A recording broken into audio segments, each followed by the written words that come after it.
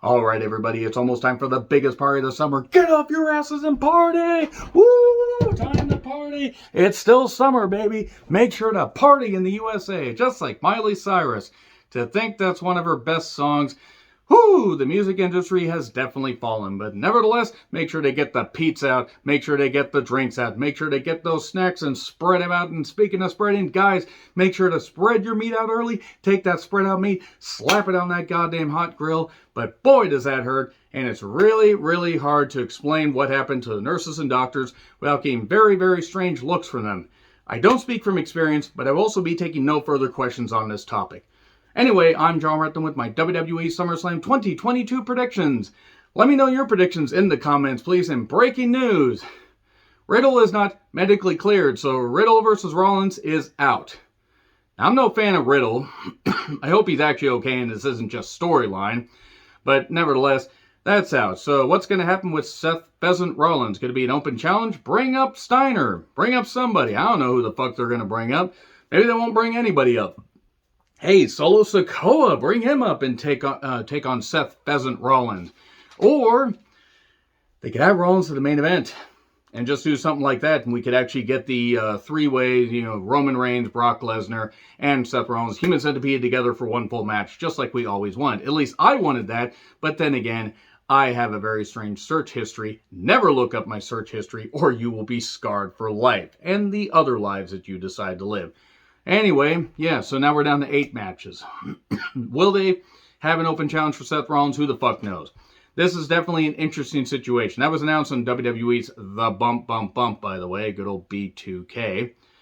Anyway, boy, anybody remember B2K? I'm sorry if you do. So yeah, let's talk about the Mysterios. Rey Mysterio and Dominic Mysterio taking on Finn Balor and Damien Priest with Rhea Ripley. And oh boy, Rhea Ripley wearing that I'm Your Poppy t-shirt. Yes, ma'am, whatever you say. No DQ match. One of two things is going to happen, which is pretty much the only way that could go as far as a tag match occurs. Since there's no DQ, a lot of weapons, a lot of action. Unfortunately, Dominic is in this. Look, Dominic seems to be trying, but David Flair also tried, and much like David Flair, even though Dominic has more athleticism, it's not working at all. Dominic Mysterio is basically the Eric Watts of this generation. If you get it, you get it. If you remember Eric Watts, I'm very fucking sorry. Now, that being said, Judgment Day is going to win, and we get a return. Or the Mysterios win, we get a beatdown, and then we get a return. I think the Mysterios win, and then Edge returns with Metal Lingus, which sounds so goddamn dirty when you really think about it. We are going to have an Edge return one way or another, and he's going to feud with Judgment Day. So maybe they beat the Mysterios, and then he returns. And we get that. And maybe we get Edge versus Rhea. Boy, Rhea could spear me. Anyway, I'm done putting that stuff on there. I think the Mysterios will win. And then we'll just get a beat down afterwards. And there we go. It's really, really going to be interesting to see what happens with Edge in his final run. If Edge has anything longer than they run past this year, upcoming year's WrestleMania, I will be stunned. So anyway, we go to Logan Paul versus The Miz. I think it's going to turn to Logan Paul and AJ Styles versus The Miz and Ciampa. Because AJ Styles has done the tiny balls thing. Ciampa attacked Logan Paul. And I wouldn't trust Logan Paul any further than I could throw him. But also, I don't think I'd trust Logan Paul and Miz to put on a very good singles match. Considering this is only Logan Paul's second match. Yes, I know he's taking it seriously. He also mocked the Japanese culture and filmed that body in the Japanese force. And no, I'm not going to forget that. And fuck him for thinking that he can escape that. Bullshit. We all do stupid things when we're young. We don't do stuff that stupid.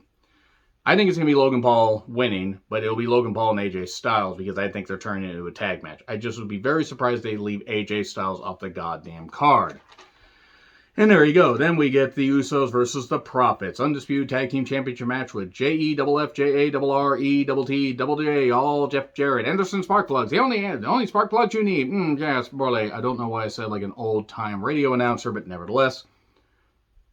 The Profits could win. I still think we're going to get Dawkins diving through the window to escape. Did you see that? What an act of cowardice. I think the Usos are winning. Profits winning would be a big, a cool moment and everything, but I think the Usos will win. Because why not? The tag team division is virtually just, like a wasteland.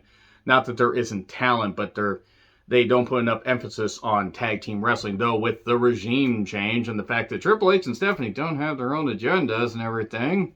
Hopefully it's the last pay-per-view that Kevin Dunn's involved. Premium live event that Kevin Dunn's involved in.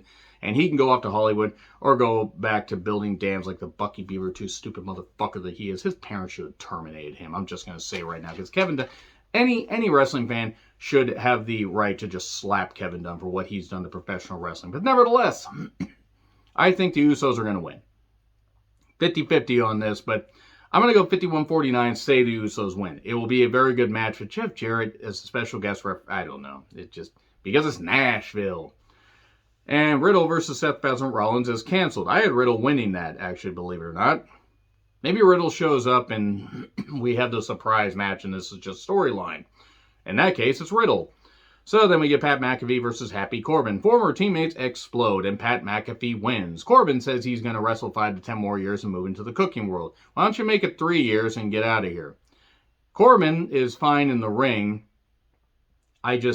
Whatever. I just don't find him interesting anymore. I found him interesting for a couple of years in NXT.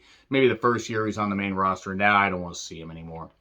But nevertheless, they're former teammates. They will craft a good match and Pat McAfee will win. Liv Morgan versus Rousey the Raccoon. Smackdown Women's Championship match. Rousey will not pay trans. If you know, you know. And Rousey's going to be pointing more conspiracy theories in the goddamn sky because she's an idiot. She can go back to that goddamn farm for all I fucking care. This return has been a dumpster fire. Liv Morgan retains, Charlotte returns, and Charlotte will basically just neuter Liv Morgan's title reign. Unfortunate, but probable. Lashley versus Theory, U.S. Championship match. Lashley will win, I hope. I have some confidence in that. I fear they could give Theory the U.S. Championship back and then give him the world title or the Undisputed Championship, which would be fucking stupid. Because nobody really fucking wants that. Theory has the appeal of a loaf of white bread left out in the sun for a few days. And even then, that would be more edible and palatable than his promo. He can work, but he's boring. I'm going to go with Lashley retaining the U.S. Championship. Bianca Belair versus Becky Lynch Raw Women's Championship match. Bianca will win. Please don't make it just 30 seconds. I know that'd be a nice way to wrap it around, but make it competitive. Have Bianca retain. And then Bayley returns, and we get that match we were supposed to get at Money in the Bank last year. Just do that. Make it competitive. It won't match what they did at WrestleMania. If it does, that'll be great, because that's close to my favorite match of the year so far. And there we go. Bianca will win. Bayley returns. And then Roman Reigns with the Heyman, the advocate of the universe, as my best friend once put it. Taking on the Bork Laser. Last man standing, last chapter match. It's the last time ever. Might be. Bork might leave. So Undisputed Championship is on the line. Roman Reigns is going to win because if Bork wins, then okay, then what? You have Theory cash in on Bork. That's going to make Bork look stupid. Roman will win. Roman will reign as it were. And maybe add Seth Pheasant Rollins to it. Because then what you could do is you could have Seth return. Or you could have Seth in this match, rather. You could have Seth win the championship, but he's so beat up. But then again, he'd have to beat down 2 guys and keep him down for the 10 count. And that'd be hard to do. But if he found a way to do it, then Theory could cash in on him. And then you could finally turn Rollins babyface for a little bit. And people could sing along with his theme. He could beat Theory for the championship down the road. I hate hot potato and stuff. Also separate the championships. Just do that. Just fucking do that. Separate the championships. Don't humans have to be together. Stop. Don't do this anymore. I'll go Roman Reigns, but if they add Rollins to it, maybe he keeps them both down somehow, buries them under a whole bunch of rubble, maybe pulls pieces of the roof off. Maybe Bork does, and he gets buried under his own rubble. Gee, Fred. Wait, wrong rubble. And I don't know what's going to happen. Who the hell knows? Let me know your thoughts in the comments. Like, share, subscribe, Twitter handle in the description. I'm John Ritlin. I'll see you soon.